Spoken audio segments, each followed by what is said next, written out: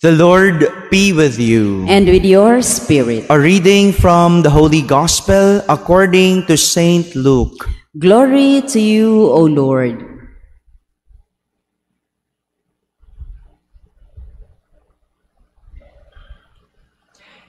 Jesus appointed 72 other disciples, whom he sent ahead of him in pairs, to every town and place he intended to visit.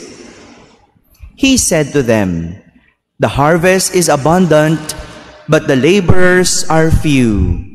So ask the master of the harvest to send out laborers for his harvest. Go on your way. Behold, I am sending you like lambs among wolves. Carry no money bag, no sack, no sandals, and greet no one along the way. Into whatever house you enter, first say, 'Peace to this household.'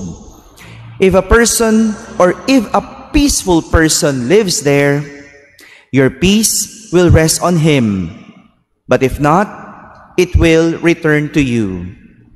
Stay in the same house and eat and drink what is offered to you, for the laborer deserves his payment. Do not move about from one house to another. Whatever town you enter, and they welcome you, eat what is set before you. Cure the sick in it, and say to them, 'The kingdom of God is at hand for you.'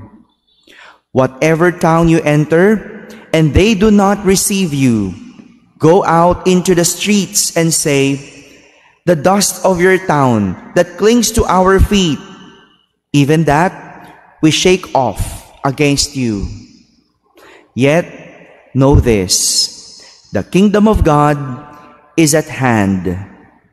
I tell you, it will be more tolerable for Sodom on that day than for that town." My friends, the Gospel of the Lord. Praise to you, Lord Jesus Christ. Good morning, my dear brothers and sisters. Jesus is reminding his disciples, the harvest is abundant, but the laborers are few.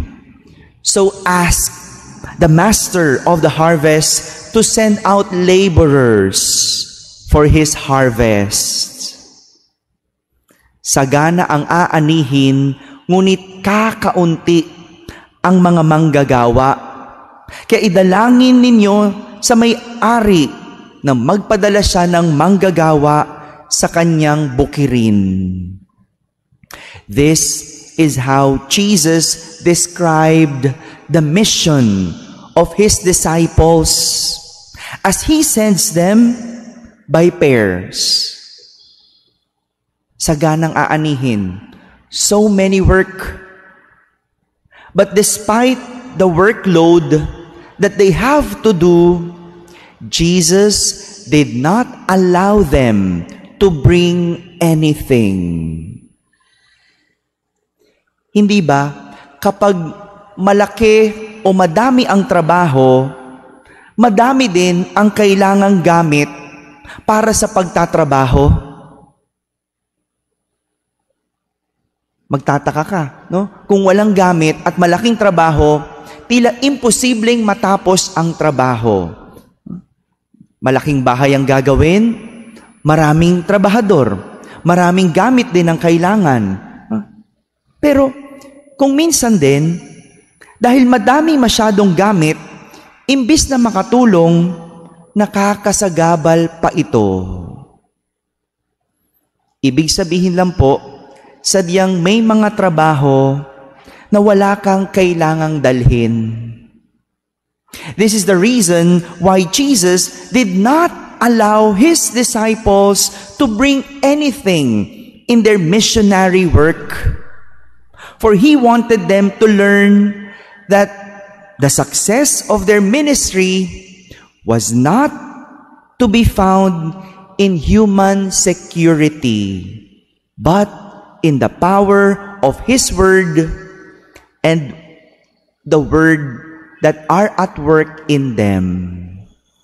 Hindi matatagpuan sa kaanumang bagay ang tagumpay ng kanilang misyon, kundi sa salita ng Diyos na dala-dala nila. Hindi sa dami ng gamit o material nakakamit ang tagumpay. Dahil madalas, nasa grasya ng Diyos ito nakasalalay. I remember a story of a tourism graduate. Graduate siya ng tourism, and he was telling his story. Sabi niya, Father, during the time that I was studying in college, we barely had nothing. Scholar pa nga po ako para lang meron akong allowance. Gagawin ko po, mag-student assistant ako para may pang-allowance. Scholar na, student assistant pa. Scholar para libre ang tuition. Student assistant para may allowance. Ang hirap-hirap, Father, kasi pag tourism ka, ang course mo, may mga trip or travels. Wala na nga akong pang-allowance. Paano pa ako makakasama sa mga trips? Kaya nga sabi niya, hiyang-hiya na ako noon. Ako lang sa mga magkakaklase ang hindi nakakasama. Kaya sila lahat exempted sa exam. Pagdating ng exam, ako nag-e-exam kasi hindi ako nakasama sa trip. Minsan lang ako nakasama, local trip pa. Pero okay lang yun. Okay lang yun. Ngayon, he was able to graduate and now working in an international airport in Middle East. Nakakapag-travel na. Look at how God really works. Meron din akong kilala, lahat ng bagay binigay ng magulang. Boarding house, malapit para sa eskwelahan, laptop, aircon, lahat provided, everyday allowance, pero hindi nakatapos. Look at that. Bakit ganun? Why? Because nalilimutan siguro ng tao kung ano bang dapat talagang dalhin sa kanyang misyon. Sa panahon ngayon, mahirap mag-aral ng walang computer, walang gamit. Pero sa kabilang banda, pwedeng makatapos. Basta dala-dala mo ang pagpupursige, ang kagustuhang makatapos, the desire. Ito yung nakakalimutan kadalasang dalhin. Kaya hindi nagtatagumpay, puro dala, gamit. Puro nasa isip, gamit. Pero sa totoo lang, ang tagumpay, nakakamit, when you bring the desire in your heart, when you bring your faith in whatever you do in life, when you bring God in your life. This was exactly what Jesus meant when He told His disciples not to bring anything in their journey, because working for God means bringing nothing, instead having God in everything. Hindi lahat nakukuha sa bagay, sa material, sa pera. Kadalasan, ang tagumpay nakakamit kapag kapiling ang Diyos at kagustuhan ng puso. My dear brothers and sisters, same with working in God's vineyard. You do not need anything. Rather, all you need is God in everything. Amen.